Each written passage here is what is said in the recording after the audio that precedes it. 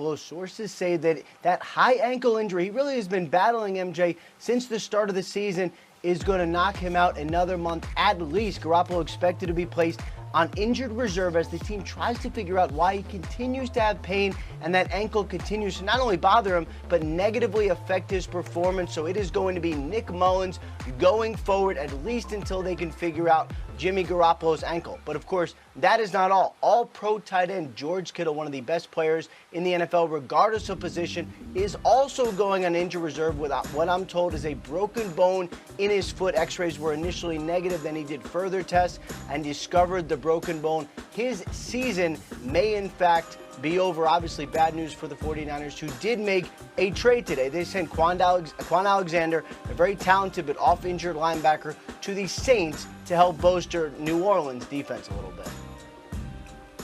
The Niners' injuries just piling up there. Meantime, their upcoming Thursday night opponents, the Packers, dealing with a positive COVID test, Ian. A positive COVID test for A.J. Dillon, one of their young running backs and someone who has come on a little bit over the last couple games. Sources say that he tested positive for COVID-19. He is now out for Thursday's game, and that actually may not be all. Just a couple minutes ago, I was told that Jamal Williams, another running back, and Kamal Martin, a linebacker with the Packers, were deemed close contacts with Dillon. If they were deemed high-risk close contacts, which is something the NFL is looking into right now, they will not be able to play Thursday's game. Meanwhile, the status of Aaron Jones still TBD with that calf injury. And that was not all. Marlon Humphrey, the all-pro corner for the Baltimore Ravens, he also tested positive for COVID-19. According to Coach John Harbaugh, he has symptoms, so Humphrey is out the next game. He is now out a minimum of 10 days, and the team will continue to have their meetings virtual going forward.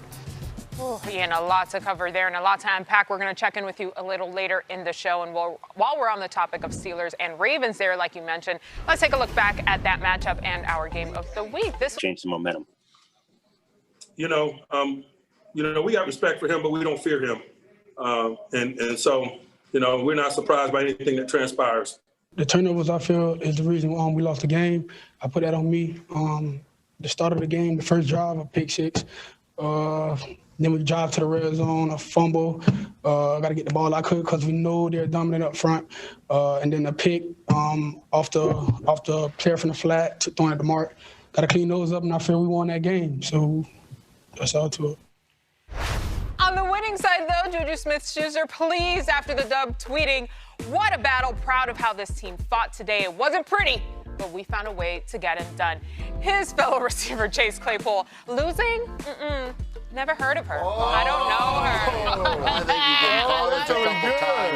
her. Mooch and Willie on the big stage with me now. As we thought this was a battle down to the end, you guys. I really felt like the Ravens could have won this game, but Willie, that Steelers defense, though. They did, and they took over. And for whatever reason, the Pittsburgh Steelers have the Ravens' numbers. And you got to do it on 3 different levels. You got to eliminate the explosive plays in the passing game. I'll show that. You also got to stop the running game with Lamar, and you got to turn this offense because they give you so many looks and they do so many things. But for whatever reason, I'm going to say it again, the Pittsburgh Steelers have gotten this defense down and they know how to attack the Ravens. Preparation, Mooch. I'm with you. The Ravens coulda, shoulda, woulda won that game. They coulda. Right? Yeah. I mean, Willie, this is the first time that the Ravens have lost if they're leading at halftime. They were 22-0, right? Yep. And they were up 17-7, and they lost it. But the turnovers. I mean, because the rest of the game, they had twice as many total yards, more first downs, more clock time, the whole thing. So you're saying numbers lie? Yeah, well, the 4 turnovers don't lie because, you know what? Look at Spillane. He's going to be like an all-pro guy coming in, replacing Devin Bush. But you know what? Lamar Jackson just has a tough time against this defense. Those are 2 great defenses. But you know what? Lamar Jackson has thrown 5 interceptions in 2 games against the Steelers.